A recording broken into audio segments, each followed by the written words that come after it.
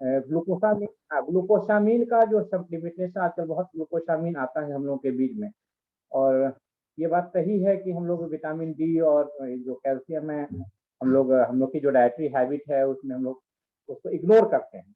हम लोग ज़्यादातर एसी में रहते हैं, धूप में निकलना पसंद नहीं करते हैं, व्यायाम करना नहीं पसंद, ये हम लोग के लाइफ स्टाइल में समाहित है। क्या ग्लूकोसामीन हम लोगों को 40 प्लस के एज के लोगों को सप्लीमेंटेशन एज ए रूटीन लेना चाहिए? नहीं लेना चाहिए। सबसे पहले तो एक प्रश्न चिन्ह भी है। देखिए, इंडस्ट्री, ये फार्मास्यूटिकल इंडस्ट्री कुछ दवाओं को आगे बढ़ाती है अपने कारणों से, व्यावसायिक कारणों से, और मैंने अभी अभी जिक्र किया था डिजीज मॉडिफाइंग एंटी ऑस्टियोआर्थराइटिक ड्रग में ग्लूकोसामिन और कॉन्ड्रोइटिन सल्फेट, ये दो दवाइयां थी जो एकाएक चर्चा में आ गई, और ये विदेश में अगर आप जाएं तो ये ओवर द काउंटर ड्रग्स हैं, इसके लिए डॉक्टर के प्रिस्क्रिप्शन की आवश्यकता नहीं है और ये ही मिलती हैं। खैर, बाद के दिनों में यह धीरे धीरे लगने लगा कि हाँ, इसका प्रयोग किया जा सकता है, परंतु इसका प्रयोग नियमित अकारण नहीं होना चाहिए। इससे अच्छी दवाएं आ गई हैं, जिसमें मैंने एक दवा का जिक्र किया, अफ्लापिन वो दवाई है, और उसका निश्चय ही देखा गया है कि फायदा होता है। परंतु मैं यह भी नहीं कहूंगा कि ये ग्लूकोसामिन बिल्कुल ही काम नहीं करता है। किसी पेशेंट को कर भी सकता है, किसी को नहीं भी कर सकता है, लेकिन एक साइड इफेक्ट देखा गया है कि डायबिटीज पैदा कर सकता है कुछ मरीजों में, सबों में नहीं। तो अगर आपके पैरों में कोई भी लक्षण नहीं है, हो सकता है कि 40 क्या आप 50, 60, 70 के भी हो जाएं, और अगर आपका आहार ठीक है, आप समुचित व्यायाम करते हैं। हाँ, विटामिन डी का जिक्र किया आपने, और आपने कहा कि हम बंद घरों में रहते हैं, एसी में रहते हैं, धूप का एक्सपोजर हमें नहीं मिलता है, तो मेरी सलाह है आधा घंटा, या नहीं आधा घंटा तो कम से कम 20 मिनट दोपहर का धूप, सिर्फ चेहरा खुला होना चाहिए और हाथ इतना एक्सपोज होना चाहिए। ये नहीं कि समुद्र किनारे विदेश में जैसे लोग लेटे रहते हैं, क्योंकि उनके यहाँ भी सनशाइन तो होता ही नहीं है, तो वो भी अपने स्किन को टैन करते हैं कि विटामिन डी हमें मिलेगा, तो उतने अधिक की आवश्यकता नहीं है। सुबह का धूप नहीं, शाम का धूप नहीं, दोपहर का धूप मात्र 20 मिनट। इसलिए खाने के बाद अगर मौसम अनुकूल है तो आप 15-20 मिनट पोस्ट लंच वॉक करें धूप में, ये आपके चमड़ों के माध्यम से विटामिन डी का संचय शरीर में नेचुरल तरीके से हो जाएगा।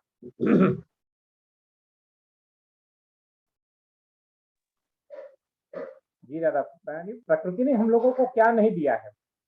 रोज सूर्य भगवान उदय होते हैं, विटामिन डी ले करके आते हैं हम लोगों के लिए, तो उसका उपयोग करना हमको है। हम लोग जो नेचुरल फ्रूट्स हमारे पास में है, जो सीजनल फ्रूट्स हमारे पास उपलब्ध हैं, कम कीमत में मुझे उपलब्ध होते हैं, उसको हम ना उपलब्ध करके जो स्टोर्ड फ्रूट्स होते हैं उसको हम लोग यूज करते हैं। ग्रीन वेजिटेबल्स हम लोग के बीच में उपलब्ध हैं, हम उसको ना खा करके फैंसी भोजन को हम लोग ज्यादा पसंद करते हैं।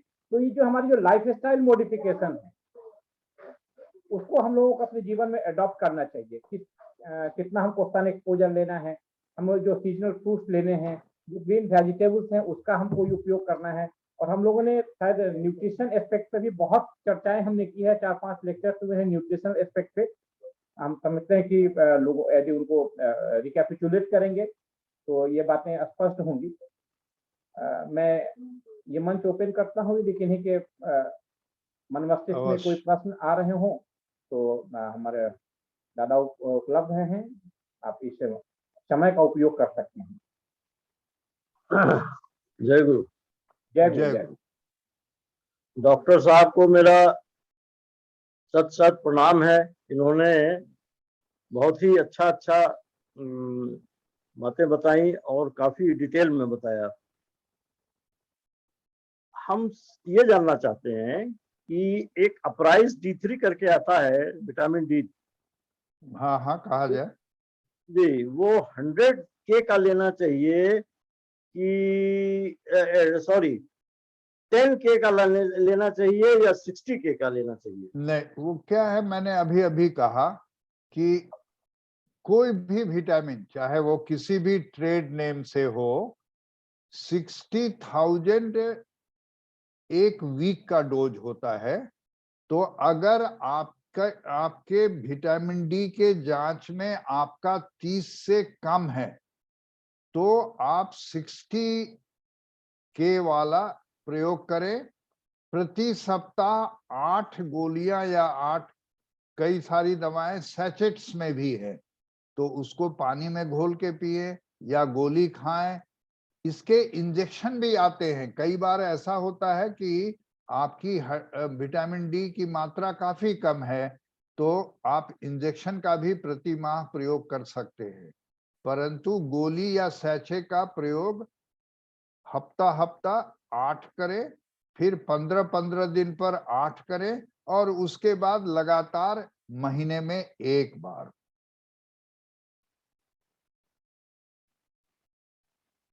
अच्छा, साथ में हमें कैल्शियम भी खाना है 500 mg? जी, जैसा कि मैं कह रहा था कि 750 मिलीग्राम हमको नियमित भोजन में महिला को प्राप्त हो जाता है, 900 मिलीग्राम मर्द को प्राप्त हो जाता है, 1200 मिलीग्राम कम से कम कैल्शियम की आवश्यकता है। सो 300 से 500 ही कैल्शियम की आवश्यकता है। इसको लगातार नहीं खाएं तो अच्छा है। आप इस बात के लिए प्रेरित करें कि दूध या दूध से बने सामान जरूर खाएं, ताकि नेचुरल कैल्शियम की मात्रा में ही वृद्धि हो। तो इस बात पर मैं, जैसे दूध हुआ, छेना हुआ, चीज हुआ, पनीर हुआ, इन सारे चीजों के व्यवहार में लाने के लिए प्रेरित करना चाहिए। एक चीज और जानना चाहता हूं मैं डॉक्टर साहब, कि क्या विटामिन कैल्शियम जो हम लेते हैं 500 mg, ये ज्यादा दिन लेने से, जैसे मान लीजिए 3 महीने 4 महीने से हम ले रहे हैं, do it create a stone in the gall bladder? जी हाँ, नहीं, गॉल ब्लैडर का स्टोन डायरेक्ट किडनी हाँ, में kidney stone, urinary bladder stone, तो शरीर में स्टोन बन सकते हैं। लेकिन इसी कारण से कैल्शियम 2 महीना ले, 2 महीना छोड़ दें, 2 महीना ले, 2 महीना छोड़ दें, और आहार के तरफ ध्यान दें। दादा अभी अभी बता रहे थे, तो मैं बताना चाहूंगा कि देखिए, हम लोगों के पर्व त्योहार में 14 जनवरी, जबकि सारा बाजार सज जाता है तिल के सामान से, तो तिल, खास करके काला तिल, उसमें कैल्शियम की बहुत अधिक मात्रा है। तो अगर हम तिल का भी रेगुलर सेवन करें तो बहुत ही अच्छा है। फिर उसी तरह से अगर आपके जोड़ों में ऑस्टियो आर्थराइटिस है, तो तीसी का प्रयोग करना भी बहुत बढ़िया होता है। तो तिल और तीसी। फिर चिनिया बादाम, चिनिया बादाम का अगर हम दोपहर में, शाम को 50 से 100 ग्राम भी 50 ग्राम भी खा लें, तो उसमें भी विटामिन डी भी है और कैल्शियम भी है। तो अपने आस पड़ोस में हम देखेंगे तो हमारे चारों तरफ ऐसी चीजें उपलब्ध है। खाने पीने की बात की तो गाउट में खासकर खाने पीने का महत्व है कि गाउट में क्या क्या नहीं खाना चाहिए। अगर आपका सीरम यूरिक एसिड बढ़ा हुआ है, और कई बार क्या होता है कि सीरम यूरिक एसिड के बढ़े होने का मन में भ्रम पैदा हो जाता है कि अगर 7.2 मैक्सिमम है एक मेल के लिए और 7.4 आ गया, तो हम समझते हैं हमको तो यूरिक एसिड डॉक्टर साहब बढ़ गया। आमतौर पर जब तक अपर लिमिट 1 से ज्यादा नहीं हो तो ऐसा नहीं मानना चाहिए।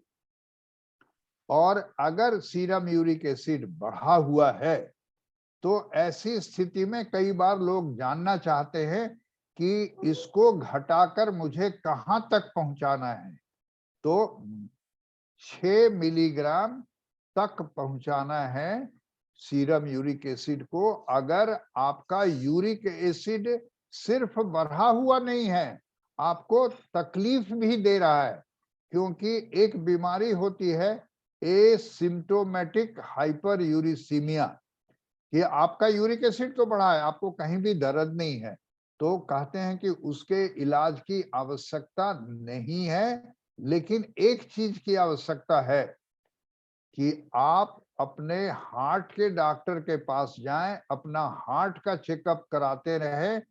संभवतः बढ़ा हुआ यूरिक एसिड जोड़ों को तो थोड़ा दर्द करके छोड़ भी सकता है, परंतु वो हार्ट अटैक करा सकता है। तो इसीलिए अपने हार्ट के डॉक्टर से रूटीन चेकअप जरूर कराएं अगर आप गाउट के पेशेंट हैं। मैं खाने की बात कर रहा था, तो टमाटर, पालक, रेड मीट मतलब खस्सी का मांस नहीं खाएं। अगर मांसाहारी है, खाना ही है, तो व्हाइट मीट जैसे मछली और चिकन खा सकते हैं।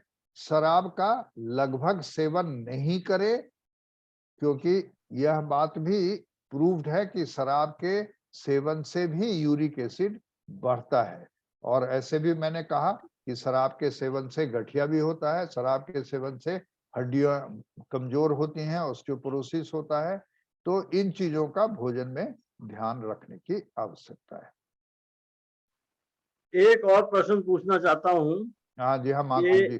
आजकल जो हम लोग कोविशील्ड वगैरह का इंजेक्शन लेते हैं, जी हाँ। तो उसमें क्या जो आर्थराइटिस के लोग हैं उनसे भी कोई रिलेशन है क्या, जो आर्थराइटिस के लोग हैं?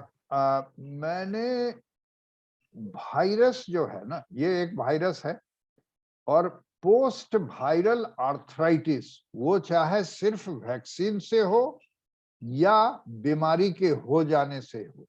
कई बार ऐसा होता है कि वैक्सीन देने के बाद वही बीमारी छोटे रूप में परिलक्षित होती है, और ऐसे कई मरीज हम लोगों के पास आते हैं।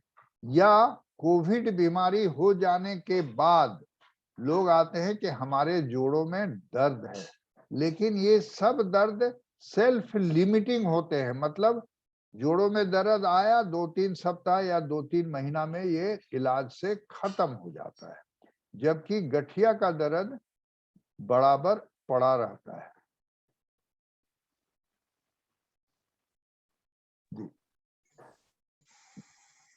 जय गुरु डॉक्टर साहब। हाँ, जय गुरु। ये कुछ दिनों से 63 का हमारा उम्र है। आप अपना नाम बता दें। अम्बरीश कुमार सिंह। हाँ, अम्बरीश जी। ये घुटना में थोड़ा दर्द हो रहा है, तो इसमें डॉक्टर से दिखाए थे। इसे बीपी की भी एक दवा लेते हैं, एक प्रोस्टेट की भी दवा लेते हैं। तो उन्होंने एक ज्वाइंट स्मिथ जीएच करके लिखा है, तो क्या इसे लेना चाहिए? जैसा आपने कहा, जब हमारा उम्र 50 का वर्ष बताया गया ना, 50 अपना एज 50 बताया गया। नहीं, आप तो 63 हो गया। 63। तो जब हम इस उम्र में पहुंचते हैं, तो जैसा आपने कहा कि आपको प्रोस्टेट की भी बीमारी है या दूसरा कुछ है, तो कहते हैं कि other comorbid conditions they have to be taken care of. खास करके अगर आपको डायबिटीज है, खास करके अगर आपको ब्लड प्रेशर है, आपको हार्ट डिजीज है, तो इन चीजों का भी साथ में ध्यान रखना पड़ेगा।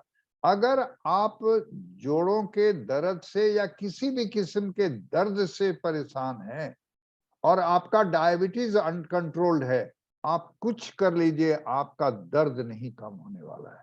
इसीलिए सबसे पहले डायबिटीज कंट्रोल करना पड़ेगा। जहां तक आपकी दी हुई दवाइयां, मैंने जैसा कहा कि anti osteo arthritis disease modifying drug एक फॉर्मुलेशन में आपको दिया गया है। अनंत काल तक इसका सेवन ना करें, आप कुछ एक्सरसाइज करें और उस एक्सरसाइज के सेवन से अपना ध्यान अपना वजन घटाने की ओर करें।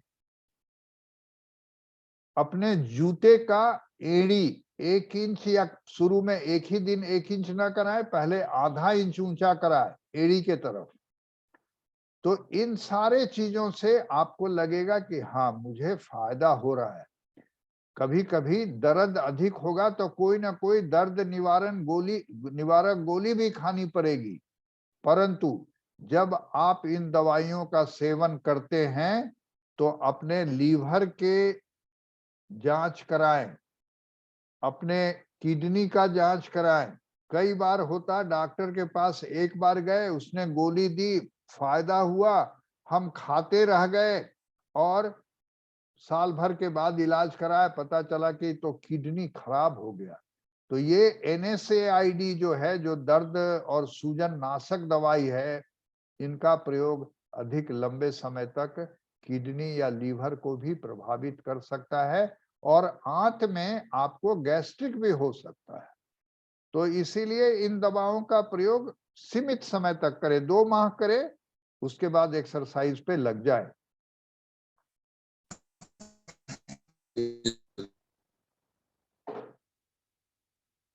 हाँ, मैं एक कसरत की बात कर रहा था। एक छोटा सा कसरत, घुटने का दर्द उम्र जनित होता है और बहुत ही कॉमन है, और अपने देश में अगर किसी जॉइंट को बदलने की आवश्यकता होती है तो वो घुटना का जोड़ ही है।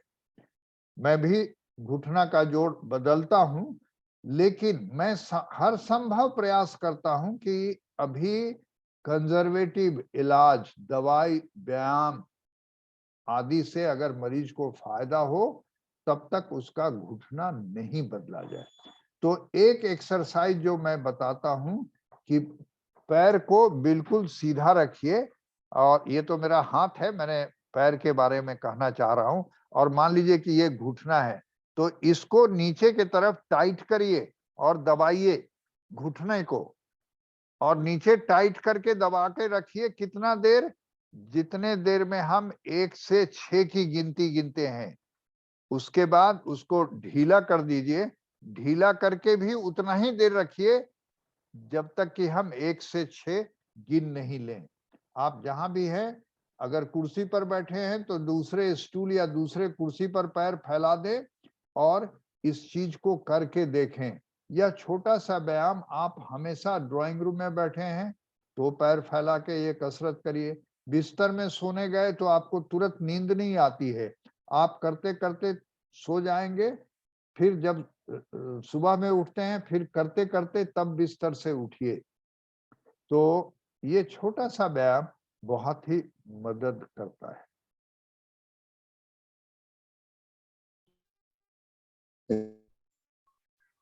जय गुरु डॉक्टर साहब। हाँ, जय गुरु। जय। मैं कह रहा था कि आपने कहा कि 12 बजे दिन का धूप लेना चाहिए। जी जी। जबकि हम लोगों को कहा गया है, मैंने जानकारी जो है, हाँ हाँ, बिल्कुल बिल्कुल, 9 बजे से पहले के धूप में विटामिन डी रहता है। इसकी कहाँ तक सत्यता है? नहीं, अब ये धारणा थी, हम लोग भी पहले यही बात कहते थे, और इसीलिए मैंने खासकर कहा कि अब यह बात साबित हो गई है, एविडेंस बेस्ड बोलते हैं, कि दोपहर का धूप सबसे अच्छा है जहां तक चमड़े में विटामिन डी के सिंथेसिस की बात है। लेकिन कहते ना, नहीं मामा से कान्हा मामा अच्छा। अगर हम किसी कारण दोपहर में नहीं ही निकल सकते हैं तो सुबह में निकल जाने से बहुत नुकसान होगा, ऐसा भी नहीं है। ये जो पालक टमाटर के बारे में कहा गया है, जी जी। तो क्या अवॉइड करना चाहिए या कुछ लेना चाहिए? नहीं नहीं, ये सबों के लिए नहीं है, सिर्फ ऐसे लोगों के लिए है जो गाउट बीमारी से प्रभावित है और जिनका यूरिक एसिड बढ़ा हुआ ही नहीं है, दर्द भी शरीर में है। ऐसे ही लोगों के लिए, क्योंकि इसमें यूरिक एसिड की मात्रा अधिक है। और भी बहुत सारे प्रतिबंध हैं, जैसे कहते बीन नहीं खाइए। बहुत मरीज पूछने आते हैं, डॉक्टर साहब हम कोई दाल नहीं खाएंगे क्या? तो बिल्कुल ही नहीं खाना भी ठीक नहीं है, समुचित मात्रा में आप उसे ले सकते हैं। धन्यवाद। जय गुरु। जय गुरु। जहाँ तक रीनल कैल्कुलाई की बात है, उसमें भी ये पालक, टमाटर और आपके जो भी नट्स हैं और बैंगन, कद्दू, ये सारी चीजें जो होती है इसमें कैल्शियम ऑक्सैलेट काफी ज्यादा होता है। और जो रीनल कैल्कुलाई होता है मोस्ट ऑफ द कंडीशन वो या तो ऑक्सैलेट स्टोन होता है या ट्रिपल फॉस्फेट स्टोन होता है। तो उस कंडीशन में जो रीनल कैल्कुलाई के जो पेशेंट्स होते हैं, चाहे वो छोटे साइज के स्टोन हो, तो उसमें हम लोग अवॉइड करते हैं, एक इंस्ट्रक्शंस देते हैं कि प्लेंटी ऑफ वाटर आपको लेनी है, और प्लस पालक, कद्दू, खीरा, बैंगन, ये जो बीज वाली चीजें हैं या नट्स हैं, इसको हम कहते हैं कि अवॉइड करने के लिए। उसी तरीके से जैसा आपने बताया जो हाइपर यूरिक एसिडेमिया जो भी है, उस कंडीशन में इनको हम अवॉइड करते हैं। जो भी, क्योंकि एक्चुअली यूरिक एसिड तो बनता है प्रोटीन मेटाबॉलिज्म से बनता है, तो जो हाई प्रोटीन कंटेनिंग डाइट्स हैं उसको हम लोग रेस्ट्रिक्ट करने के लिए बोलते हैं, अवॉइड नहीं बल्कि रेस्ट्रिक्ट करने के लिए बोलते हैं, कम मात्रा में ले, ऐसा हम लोगों का सलाह होता है। गॉल ब्लैडर स्टोन में नहीं, गॉल ब्लैडर स्टोन में ये नहीं है कि हाँ बीन्स और ये सब चीजें नहीं लेनी है, उसकी पैथोलॉजी अलग होती है। जैसे अभी चर्चा चल रही थी कि किसी ने पूछा था कि गॉल ब्लैडर स्टोन में क्या कैल्शियम का ये होता है, क्योंकि उसकी पैथोफिजियोलॉजी बिल्कुल इंटायरली डिफरेंट होती है जो हम रीनल जो कैल्कुलाई या यूरेट्रिक कैल्कुलाई की जो पैथोलॉजी है तो उससे डिफरेंट होता है। तो रीनल कैल्कुलाई या यूरेट्रिक कैल्कुलाई जो होता है उसमें 1 सेंटीमीटर से यदि कम का है तो चांस है कि वो हम यदि कंजर्वेटिव यदि हम ट्रीटमेंट लेते हैं तो it might get dissolve, but gall bladder calculi नहीं होता है, वो बिल्कुल उसमें डिजॉल्व नहीं कर सकते हैं, चाहे कोई भी हम दवा दें वो नहीं होगा। उसके लिए हमको डॉक्टर के पास जाना ही पड़ेगा और अप्रोप्रिएट उसके एक्शन हमको लेना ही पड़ेगा। लेकिन यूरिनरी कैल्कुलाई में हमें यदि हम सावधानी बरतें तो in certain percentage of cases conservative treatment पे भी हम लोग रिकवर कर सकते हैं। दरअसल में आपने बहुत सही बातें कही। ये गाउट जिसमें यूरिक एसिड खून में बढ़ जाता है, तो ये बीमारी किस चीज की है? ये किडनी की बीमारी है। जैसे हम चाय बनाते हैं और चाय को छानते हैं, उसी तरह से किडनी एक छन्ना का काम करता है।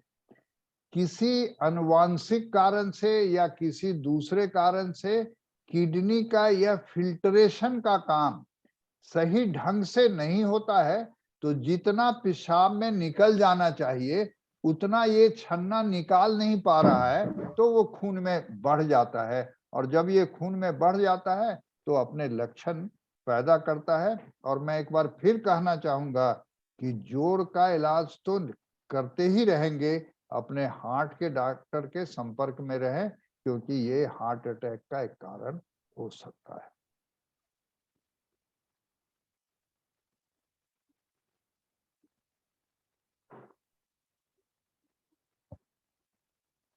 तो लगता है कि कोई प्रश्न नहीं बचा। तारकेश्वर दा, ये निवेदन है कि जय गुरु दादा।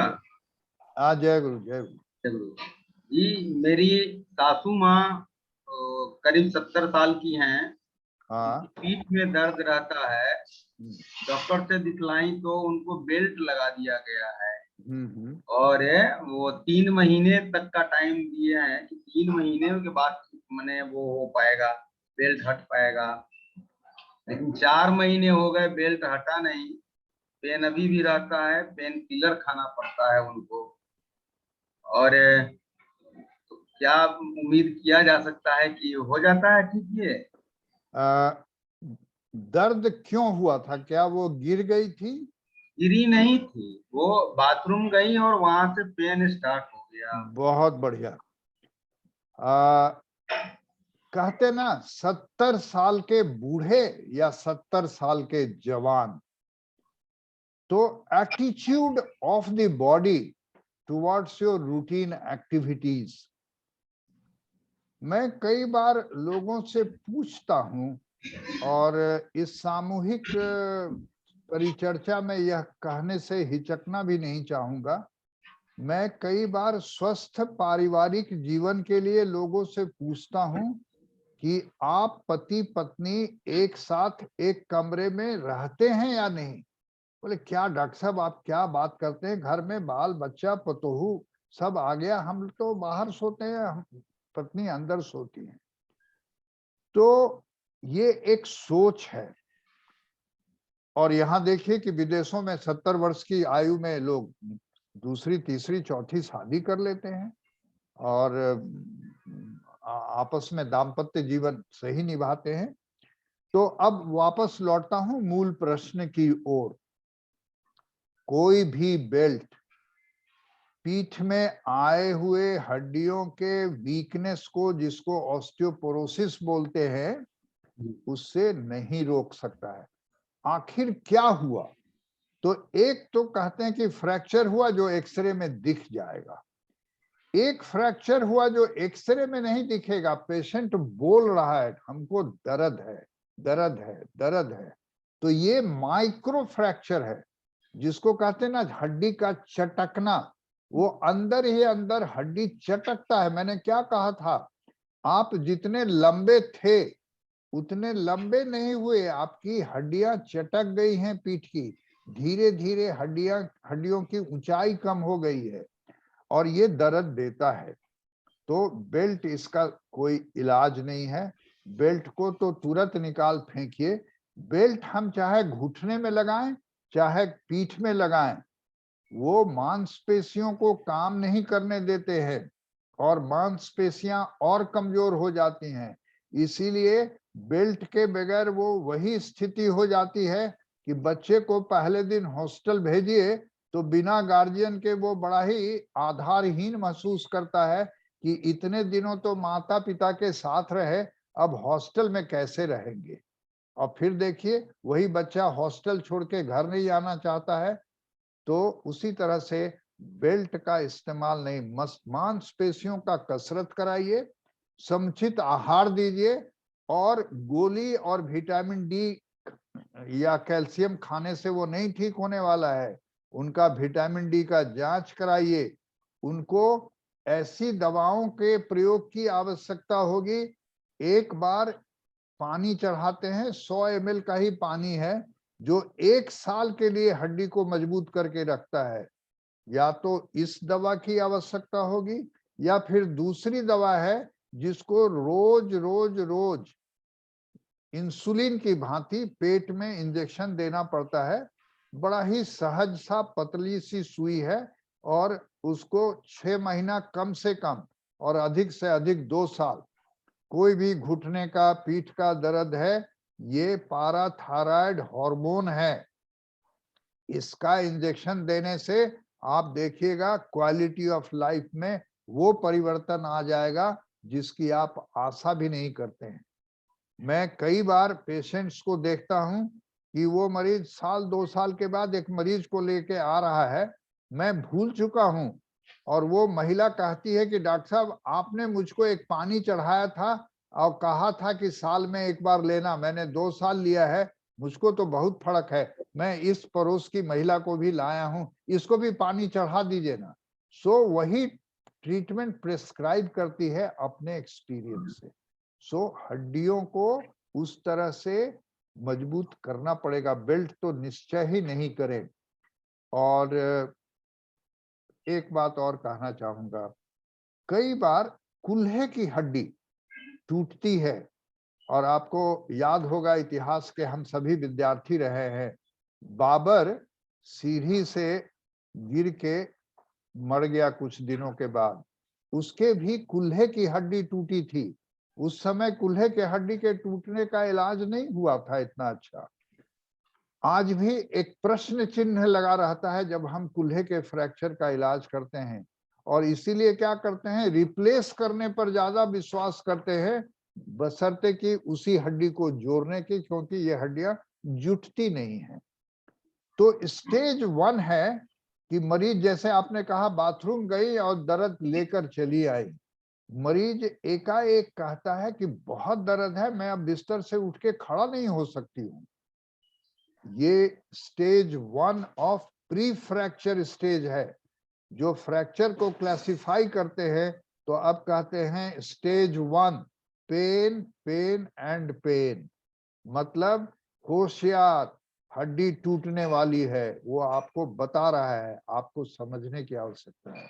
और यही स्थिति है जिस स्थिति में हम वो दोनों दवाई का प्रयोग करते हैं, जो मैंने कहा साल भर वाला पानी उसका भी प्रयोग करते हैं और रोज रोज देने वाली सुई का भी प्रयोग करते हैं। और इसका आकलन कैसे करते हैं, जो हमने कहा बोन मिनरल डेंसिटी जांच करते हैं।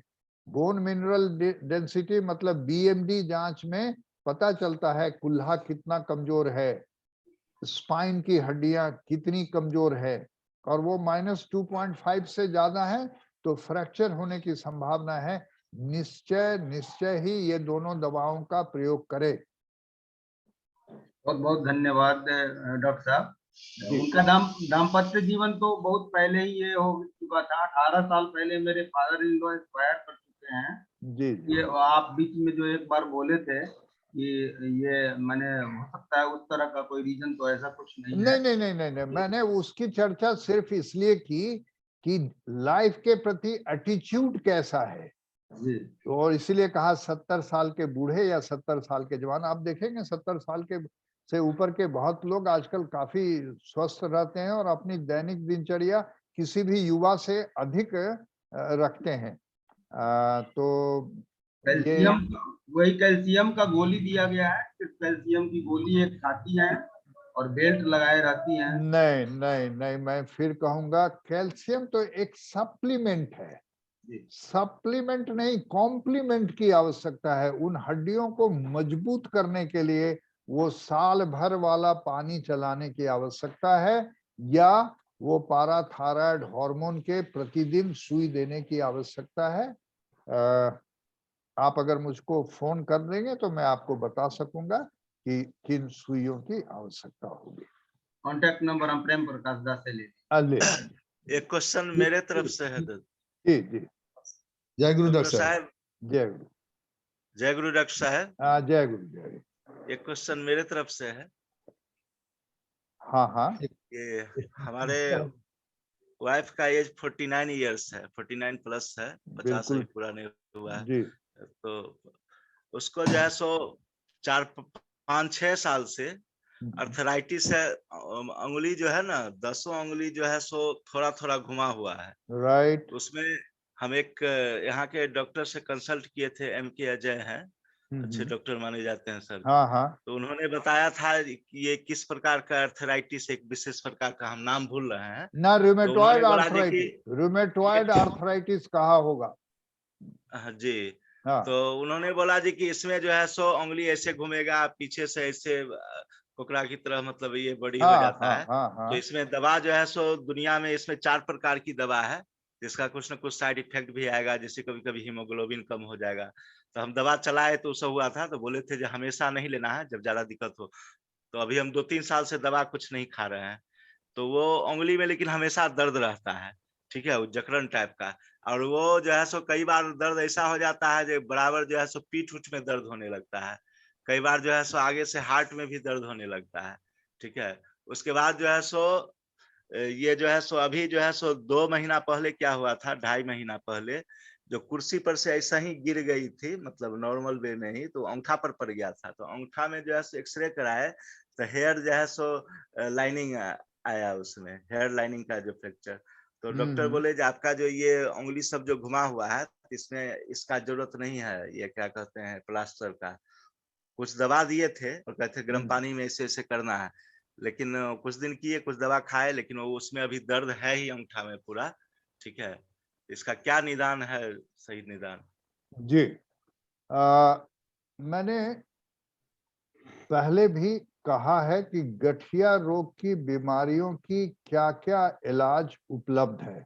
इसके पहले मैं बताना चाहूंगा कि मैंने एक ऑर्थोपेडिक सर्जन होते हुए हमेशा महसूस किया कि जहां कहीं भी लोगों को जोड़ में दर्द है वो हड्डी के डॉक्टर के पास जाते हैं, क्योंकि गठिया रोग विशेषज्ञ की देश में बहुत कमी है। आपको पटना में 1 या 2 लोग हैं। इस तरह से ये गठिया रोग विशेषज्ञ खासकर दिल्ली, मद्रास, बॉम्बे वगैरह की मेट्रोपॉलिटन सिटीज में ज्यादा है। तो लोगों को पता है कि जोड़ के बीमारी का डॉक्टर हड्डी का डॉक्टर होता है, और हड्डी का डॉक्टर को इतना ज्ञान नहीं होता क्योंकि वो तो फ्रैक्चर, ऑपरेशन, जॉइंट रिप्लेसमेंट वगैरह में अपने को व्यस्त रखते हैं। तो हमने महसूस किया कि हड्डी के डॉक्टरों के बीच में एक जागरूकता की आवश्यकता है गठिया रोग के प्रति, और इसीलिए हमने ऑल इंडिया लेवल पर एक एसोसिएशन बनाया, इंडियन ऑर्थोपेडिक रूमेटोलॉजी एसोसिएशन, और मैं इसका फाउंडर प्रेसिडेंट भी था। पहले 5 वर्ष तक मैं प्रेसिडेंट रहा, और आजकल मैं पैट्रन हूं। और इसके फेलोशिप की भी पढ़ाई हम लोगों ने लखनऊ में शुरू कर रखी है।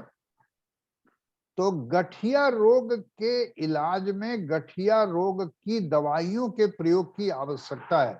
जैसे मैंने ऑस्टियोआर्थराइटिस में कहा, डिजीज मॉडिफाइंग एंटी ऑस्टियोआर्थराइटिक ड्रग, इसी तरह से इसमें जो दवाई प्रयोग होती है disease modifying anti rheumatic drug, DMARD। अब होता क्या है, अगर पहला दिन डॉक्टर ने मरीज को ये नहीं समझाया कि ये बीमारी हम कंट्रोल कर सकेंगे, क्योर नहीं कर सकेंगे, और ब्लड प्रेशर थायराइड की भांति इसकी दवाइयां जिंदगी भर लेनी है, तो पहली गलती वही हो गई। आपने कहा ना कि मैं दवाई खिलाता हूं, वो अच्छी हो जाती हैं, फिर छोड़ देता हूं, नहीं, गलत है। और जनरल डॉक्टर भी, या बहुत बार देखिएगा कि ना अब तो थक गए, आयुर्वेदिक दवाई खाते हैं। और आयुर्वेदिक वाला क्या करता है, मैंने स्टेरॉयड दवाई की चर्चा की। स्टेरॉयड ना रामबाण है, आप एक स्टेरॉयड गोली 10 दिन खिला दीजिए, मरीज कहेगा हम तो बड़े अच्छे हैं, लेकिन उसके साइड इफेक्ट बहुत सारे हैं। हड्डियां टूट जाएगी, गाल जो है एकदम गोल हो जाएगा, चंद्रमा के जैसा उसको बोलते हैं, मून फेस हो जाएगा, आंत में सूजन आ जाएगा। तो इसीलिए स्टेरॉयड इसका इलाज नहीं है, लेकिन स्टेरॉयड का समुचित प्रयोग डोज घटाते हुए किया जाना चाहिए। और असली दवाई वही है, disease modifying anti rheumatic drug, जिसमें बहुत सारी दवाइयां आती है। बेसिक दवाई 4 है, हाइड्रोक्सीक्लोरोक्विन है, सल्फासेलाजिन है, मेथोट्रेक्सेट है, और लेफ्लुनोमाइड है। ये चारों दवाइयां काफी सस्ती हैं। इन दवाइयों के बाद जिन दवाइयों की आवश्यकता पड़ती है उन्हें हम बायोलॉजिकल कहते हैं। बायोलॉजिकल दवाइयां 3000 से लेकर मैंने 1 लाख रुपए तक की दवाई का जिक्र किया। तो जब बीमारी शुरू के स्टेज में है तो इन बायोलॉजिकों के शॉर्ट टर्म यूज कर लीजिए, मरीज का सिम्टम कंट्रोल कर लीजिए, और तब उसके बाद बेसिक दवाइयों का प्रयोग करिए। और आजकल सबसे नई दवाइयां आई हैं, उन्हें कहते हैं स्मॉल मॉलिक्यूल, उसको टारगेटेड सिंथेटिक भी बोलते हैं। स्मॉल मॉलिक्यूल का फायदा क्या है, बायोलॉजिकल हमेशा सुई के द्वारा दिया जाता है, और ये स्मॉल मॉलिक्यूल समझिए कि वर्ल्ड में रिवॉल्यूशन हुआ कि ये स्मॉल मॉलिक्यूल हम गोली से खिला सकते हैं।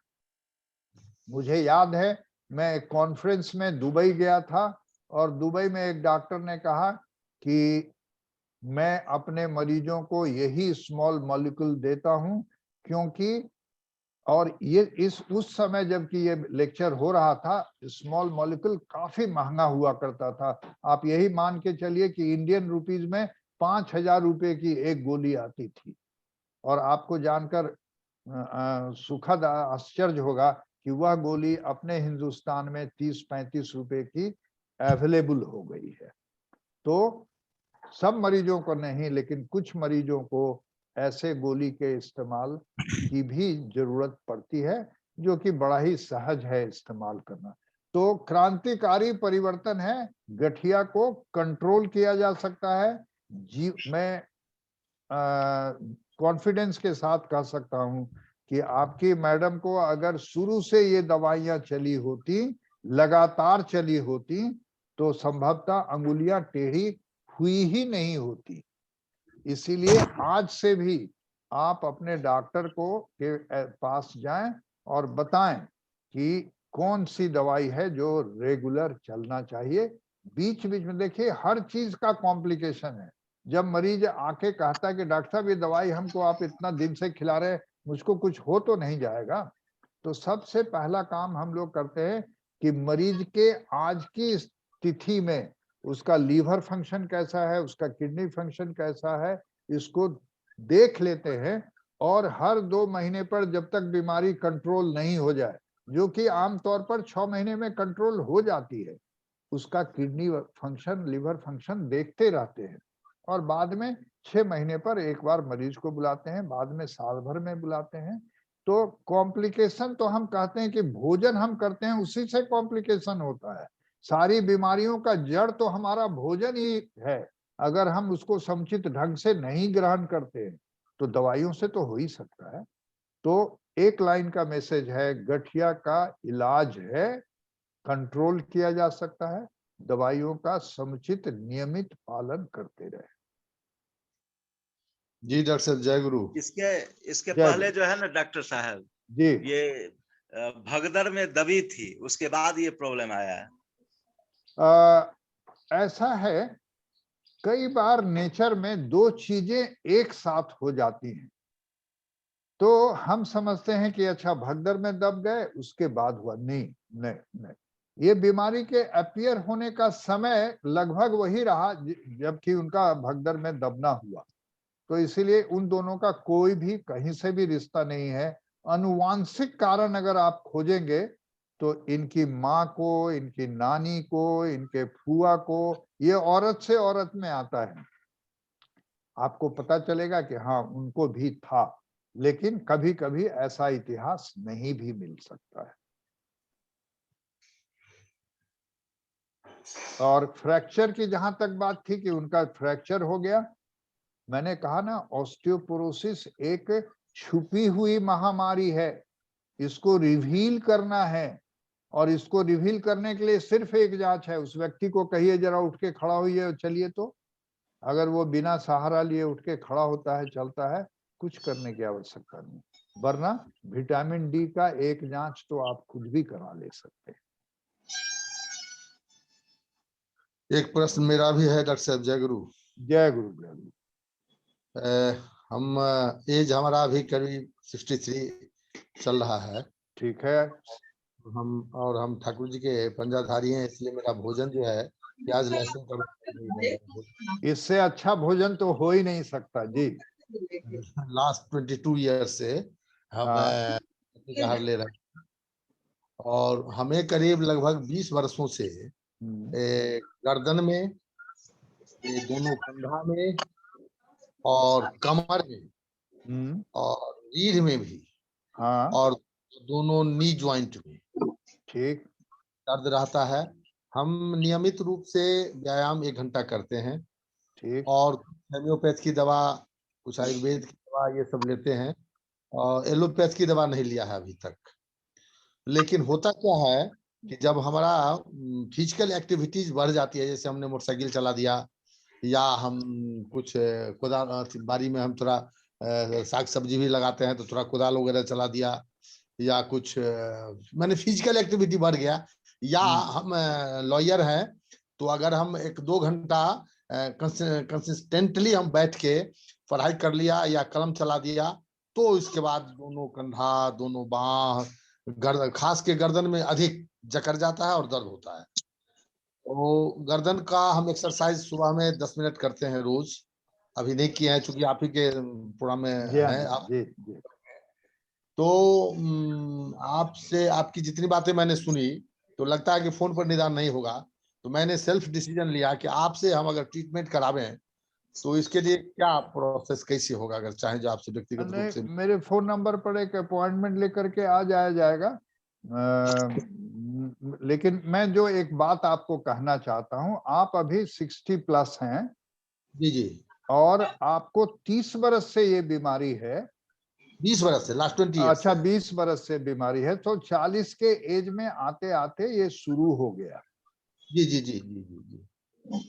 यही मैं कह रहा था कि शरीर में अगर एक चीज और, सॉरी सर, सॉरी, एक चीज और कहते हैं तो आपको डायग्नोज करने में ज्यादा आसानी होगी कि मैंने लास्ट 2 इयर्स बिफोर, जब तक हम ठाकुर के शरणापन्न नहीं हुए थे, तो मेरा लाइफ बड़ा एडल्ट्रेटेड लाइफ था। एडल्ट्रेटेड लाइफ का मीन्स कि समझ गया। हाँ हाँ हाँ, बहुत एडल्ट्रेटेड, हमने लिकर बहुत लिया। हाँ जी जी जी, ये सब थोड़ा सा नहीं, ये जो आपके एडल्टरेटेड लाइफ की बात है ना, वो सब कंट्रीब्यूटिंग फैक्टर है, लेकिन शरीर का अपना कुछ ओरिजिनल था जिसने आपको दर्द दिया। ठीक है, तो आपके गर्दन में भी दर्द, आपके कमर में भी दर्द, आपके पूरे पीठ में भी दर्द, तो यह कुछ ऐसा कारण है जो इशारा करता है कि उस बीमारी की तरफ देखिए जिसका मैंने नाम लिया था, स्पॉन्डिलो आर्थ्रोपैथी। चाहे तो गर्दन में दर्द हो करके नीचे के तरफ कमर की तरफ बढ़ेगा बीमारी, या कमर में शुरू होके गर्दन के तरफ बढ़ेगा बीमारी। यही होता है सर जी। ये बड़ा ही टिपिकल इस बीमारी का लक्षण है।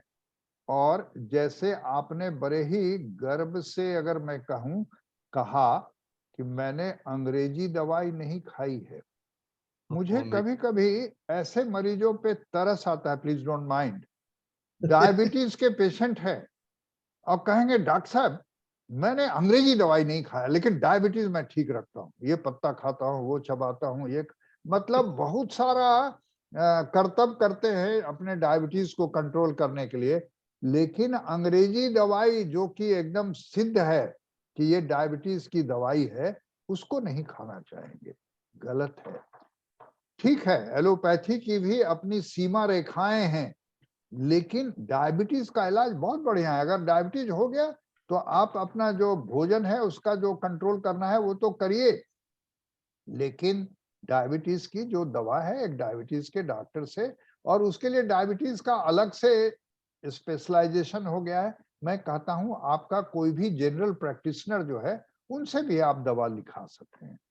तो उसी तरह से कई बार ब्लड प्रेशर के मरीज कहते हैं ना हम थोड़ा दिन खाते हैं और थोड़ा दिन छोड़ देते हैं। अरे भाई, जिस दिन अटैक ब्रेन में हो जाएगा तो पक्षाघात के मरीज हो जाइएगा, ये कौन सा हीरोइज्म हुआ।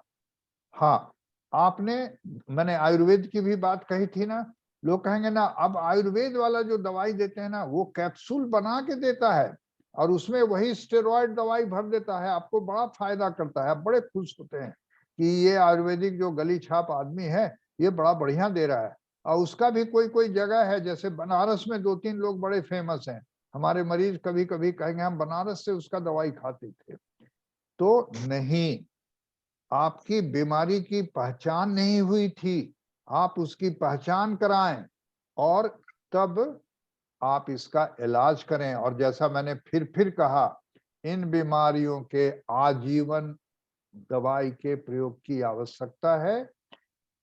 बड़ी दवाइयां तब तक चलेंगी जब तक आपका सिम्टम कंट्रोल नहीं हो जाएगा, और जब सिम्टम कंट्रोल हो जाता है तो उसको बोलते डिजीज रेमिशन में चला गया। रेमिशन में चला गया तो मेंटेनेंस में बहुत कम दवाई, सस्ती दवाई की आवश्यकता है, लेकिन दवाई को लेते रहने की आवश्यकता होगी। आप निश्चय ही आपको लाभ होगा।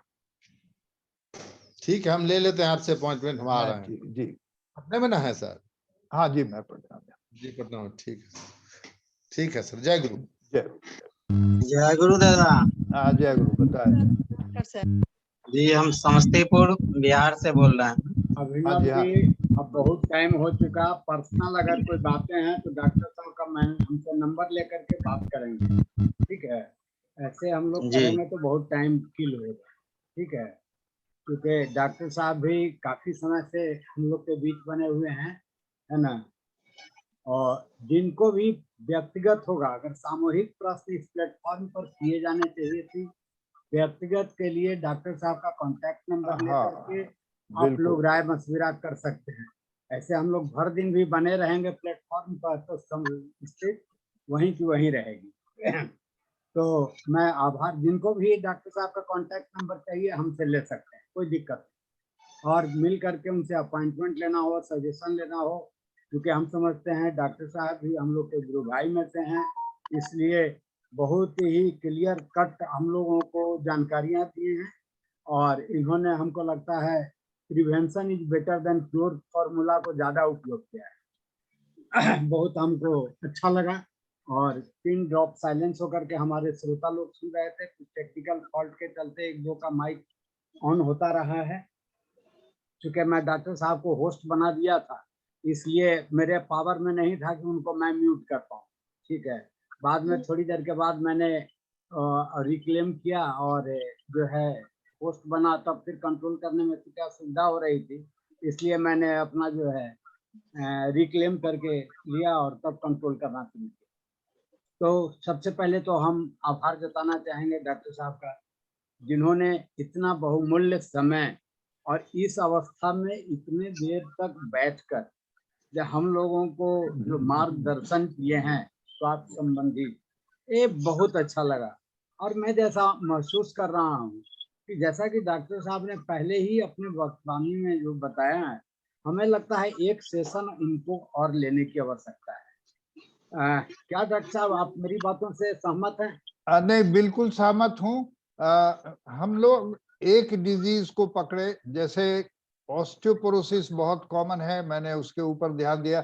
एक बार गठिया रोग के ऊपर में मुझको लगता है कि संभवतः करना ठीक होगा। जी जी, मैं बता दूं डॉक्टर साहब कि ये हमारा सत्संग विहार, मैं समझता हूँ आप मिथिला से ही कहीं से बिलोंग करते हैं क्या? हाँ हाँ जी हाँ जी हाँ। और दरभंगा में हमारे छोटे भाई हैं प्रोफेसर जय गुरु जयशंकर झा जी। जी जी, अच्छा अच्छा। हाँ, वो हमारे छोटे भाई हैं और आप लोग वो काफी एक्टिवली पार्टिसिपेट करते हैं सत्संग के प्रोग्राम में और सामाजिक कार्यों में भी लगे रहते हैं। बिल्कुल बिल्कुल। अभी हमारे शिव किशोर दा से बर्दाश्त नहीं हुआ, वो चूंकि आपको जानते थे लेकिन अभी तक छुपे हुए थे। अब मैं समझ गया। ठीक है, काफी एक्टिव हैं दादा, उनसे तो मैं काफी परिचित हूँ और इस संजोग से प्रेम प्रकाश दा के सौजन्य से आप तक हम लोग पहुंचे और काफी लाभान्वित हुए। मतलब इतने जिसको हम शब्दों में बयान नहीं कर सकते। जी हाँ। और खूब सुंदर। मैं चाहूंगा प्रेम प्रकाश दास को, चूंकि स्वास्थ्य पर चर्चा के लिए हमने उन्हीं को दायित्व दिया है कि वो अपना प्रोग्राम बनाते हैं, तो मैं उनसे रिक्वेस्ट करूंगा 1 2 3 जो एपिसोड हो सके, हमें कोई दिक्कत नहीं है, लेकिन वही प्रत्येक रविवार को होता है और इसमें हम प्रेम प्रकाश दा को कहेंगे पुनः आमंत्रित करने के लिए। अभी वो निकल गए हैं, चूंकि उनके यहाँ सत्संग होना है आज 10 बजे दिन में, तो हमें टेलीफोनिक बताए कि चूंकि उपयोजना केंद्र है मेरे यहाँ, 10 बजे से सत्संग होना है, तो फूल प्रसाद का भी व्यवस्था मुझे ही करना है। नहीं तो हम कहे कि ठीक है, मैं हूँ संभालूंगा। ठीक है, तो काफी अच्छा लगा। दरभंगा से मतलब आप तो कहने की जरूरत नहीं पड़ी। हाँ नहीं, ठीक है, मैं गया हुआ हूँ आपके घर पर। हाँ गए होंगे। जी, और हमारे साथ में हैं आपको शिव किशोर दा, काफी। हाँ, शिव किशोर जी ने ही पहले इसके पहले वाले प्रोग्राम में मुझको आमंत्रित किया था और इनकी हमेशा इच्छा रहती है कि हम लोग इस प्लेटफॉर्म पे जुड़े। जी जी, बहुत बहुत धन्यवाद, अच्छा लगता है आप लोगों के बीच। जी, तो बहुत अच्छा लगा दादा, और इतना समय देने के लिए। तो चूंकि मिथिला के हैं लेकिन रह रहे हैं पटना में, अब मैं पटना का हूँ और रह रहा हूँ मिथिला। नहीं चलिए। बेसिकली मेरा घर हुआ नालंदा डिस्ट्रिक्ट में, इस्लामपुर रेलवे स्टेशन है, वो हमारे गांव में पड़ता है। चलिए, और बचपन से ही मिथिलांचल में रहने का मौका मिला, सेवा करने का मौका मिला। 1918 में मैं सेवा निवृत्त हुआ, उसके बाद से मैं परमपिता के सेवा में लगा हूँ और काफी अच्छा लगा दादा। मैं तो पुनः एक बार आपको इस मिथिला की धरती पर स्वागत करते हैं, चूंकि अभी हम मगधवासी हैं। और अपनी ओर से, अपने पूरे परिवार की ओर से, सत्संग परिवार की ओर से, मिथिला वासियों की ओर से मैं आपके पूरे परिवार, पूरे पारिवारिक की सर्वांगीण मंगल कामना परमपिता के चरण कमलों में जनाता हूँ। और आशा ही नहीं, पूर्ण विश्वास है कि जब भी हम लोग आपको याद करेंगे, आपकी सेवाएं हम लोगों को मिलती रहेगी और हमारे जनता जनार्दन जो हैं या गुरु भाई के हैं, सब लोग लाभान्वित होते रहेंगे। जय गुरु जय जय। 1 मिनट तारकेश्वर बाबू जी, अब मैं बोल सकता हूँ थोड़ा सा? हाँ हाँ, शब्द हम लोग के बीच किशोर दास जी, लेट हो चुका है। नहीं आप कंक्लूड करने में कर सकते हैं। जय गुरु। आज तो हमारे गार्जियन स्वरूप डॉक्टर शिवशंकर दादा ज्यादा हम लोग के गार्जियन है, और चिकित्सा के क्षेत्र में जितना इन नाम कमाया है दादा ने, इनकी अपनी लाइफ, पर्सनल लाइफ भी अगर कभी चर्चा करना पड़े दादा को जाजन, तो सुनिएगा। एक हम लोग के लिए प्रेरणादायक दादा का जो जीवनी है वो हम लोग को शायद सुनने को मिलेगा दादा से, डॉक्टर साहब से। और चिकित्सा के क्षेत्र में तो जो एक्सपर्टीज है, गठिया हो या हड्डी जो भी, तो वो तो हम लोग को लाभ मिलेगा ही। साथ साथ जाजन भी दादा का बहुत अच्छा अपनी लाइफ के बारे में जो मैंने बताया है, बहुत अच्छा दादा के लाइफ में जो गुजरा, कैसे डॉक्टर बने, क्या बने, मैंने सुना दादा से एक बार। दूसरी बात, डॉक्टर साहब तो हैं ही, हम लोग के साथ जुड़े हुए हैं। मैम भी बहुत बड़ी डॉक्टर हैं, मैं गैनिक के बहुत बड़े डॉक्टर हैं, तो कभी उनका भी आप ये ले सकते हैं प्लेटफॉर्म पर, उनकी भी एडवाइस। तो हम ज्यादा नहीं, हमको तो बहुत बड़ा, हम इसी तरह से एक बार गए पटना, तो गला में बेल्ट लगा हुआ था। अब चूंकि यहाँ पर जो है ना साइनस का प्रॉब्लम, ये साइनस कहते हैं, ये सर्वाइकल का प्रॉब्लम था। देखते ही बोले क्या लगा लिए, इसको खोल के फेंकिए, और मैंने फेंक दिया। कुछ नहीं करने को बोले तकिया लीजिए प्रॉपर, और 2 एक्सरसाइज बता दिए और रुकिए। तो आज तक हमको कहाँ गया उधर पता नहीं। तो ये एक जादू के तरह एक शब्द बोले, और वो हमारे लिए, मैं तो दादा का, डॉक्टर साहब का, अपने गार्जियन का आभार व्यक्त करता हूँ कि एक शब्द उनका आज मेरे लिए जीवन में बहुत बड़ा बदलाव ला दिया। प्रॉपर मैं तकिया भी लेता हूँ, सब चीज सोता भी हूँ, सब तो खैर बहुत अनुभवी हैं। तो मैं उनको बहुत बहुत आभार कि हमने दादा से रिक्वेस्ट किए थे, डॉक्टर साहब से रिक्वेस्ट किए थे, और उन्होंने इस प्लेटफॉर्म पर जुड़ने का, आने का प्रयास किए, आए। तो इसके लिए हम खास करके सब सत्संगी जितने भी हम दरभंगा का टीम है, उनका आभार व्यक्त करते हैं। उनके पारिवारिक जीवन, उनके पर्सनल जीवन पूरे सुखद स्वस्थ रहें, इसके लिए मैं ठाकुर के चरणों में विनती प्रार्थना करता हूँ। जय गुरु। ये तो मेरे लिए मेरा अहम सौभाग्य है कि मेरी घर वापसी आप लोगों ने कराई है, वरना मैं तो आपके ही घर का सदस्य हूँ। जी। बहुत सुंदर लगा। और अभी शिव किशोर दा ने जो अहम बातें बताई है, मैं एक जनरल डे में डॉक्टर साहब को आमंत्रित करूंगा, जनरल जाजन की, ठीक है?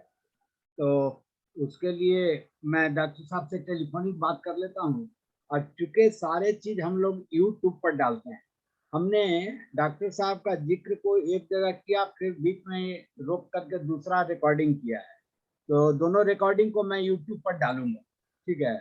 और काफी आभार हम जताते हैं एक बार फिर से। और आशा में माँ को भी मैं आमंत्रित करूंगा, और इसके लिए मैं प्रेम प्रकाश दास को, स्वास्थ्य पर चर्चा उनके जिम्मे है, मैं उनसे विनम्र अनुरोध करके माँ से भी हम लोग लाभान्वित होने का चेष्टा करें। सबों को जय गुरु। जय। और सत्संग की समाप्ति तो ध्वनि के बाद मानी ही जाती है, और औपचारिकता भी पूरी करने की जरूरत नहीं रही। और मैं जितने लोग उपस्थित हैं, आज की उपस्थिति 65 की थी, अभी भी 35 लोग जुड़े हुए हैं। मैं जितने भी जुड़े थे, जितने नहीं जुड़ पाए किसी कारण से या जुड़ के निकल चुके हैं किसी कारणवश, मैं उन सबों के पूरे परिवार, पूरे पारिवारिक सहित सबों की सर्वांगीण मंगल कामना परमपिता के श्रीचरण कमलों में जनाता हूँ। सभी लोगों से विनम्र अनुरोध करता हूँ कि एक दूसरे का जय गुरु करके अभिवादन कर सकते हैं, स्वीकार कर सकते हैं। सभी लोग अपना वीडियो ऑन कर सकते हैं। सबों को रामानंदित जय गुरु। जय गुरु सभी दादा को जय गुरु, माताओं को जय गुरु, सभी दादा माँ मेरा सादर जय गुरु, सभी दादा सभी माँ को मेरा हार्दिक जय गुरु, सभी दादा माँ को जय गुरु। जय गुरु दादा, जय गुरु माँ, सभी सभी दादा दादा को को जय जय गुरु। गुरु। सभी लोगों को मेरा भी जय गुरु, जय गुरु, सभी लोगों को मेरा भी जय गुरु। अब अनुमति हमें भी चाहिए करके सर जय गुरु। जय गुरु।